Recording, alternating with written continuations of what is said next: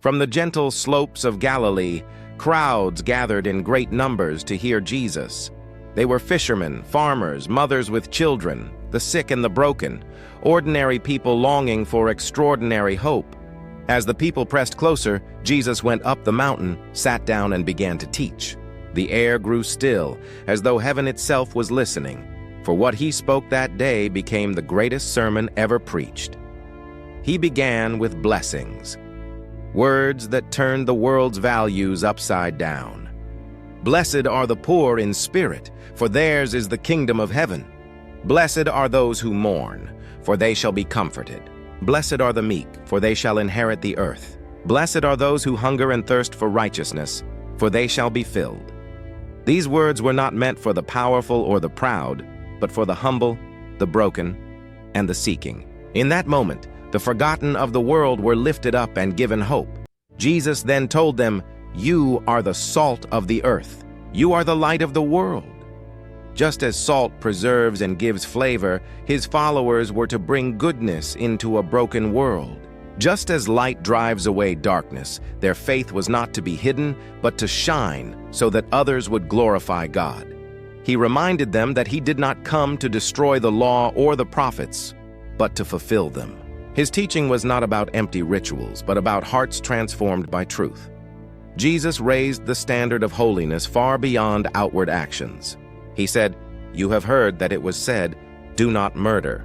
But I tell you, anyone who is angry with his brother will be judged." Again he said, "You have heard, 'Do not commit adultery.' But I tell you, anyone who looks at another with lust has already committed adultery in the heart." With these words, he showed that sin begins within, and that God desires purity not only in deeds but in thoughts and motives. Perhaps his most radical teaching was about love. He said, "You have heard, 'Love your neighbor and hate your enemy.'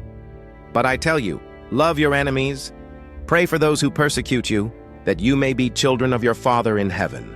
This was not the way of the world, but the way of God's kingdom.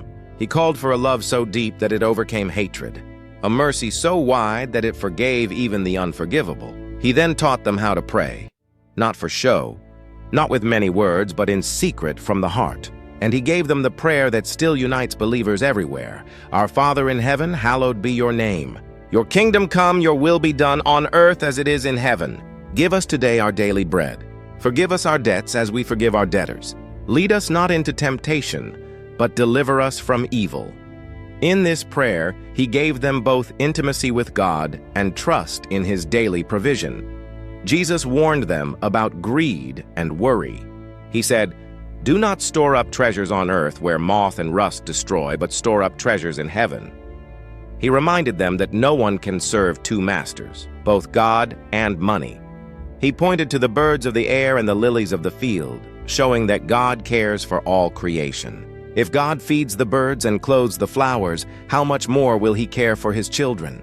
He called them to trust, saying, "Seek first the kingdom of God and his righteousness, and all these things will be given to you as well." At the end, Jesus gave a clear choice. "Everyone who hears these words of mine and puts them into practice is like a wise man who built his house on the rock. The rain came, the floods rose, the winds blew, but the house stood firm. But the one who hears these words and does not obey is like a foolish man who built his house on the sand. The rain came, the floods rose, the winds blew, and the house fell with a great crash." When the crowd heard this, they were astonished. He spoke with authority, not like the teachers of the law, but with the voice of God himself. His words still echo today, calling us to humility, purity, faith, and love. If this story inspired you, don't forget to like, share, and subscribe for more powerful Bible stories.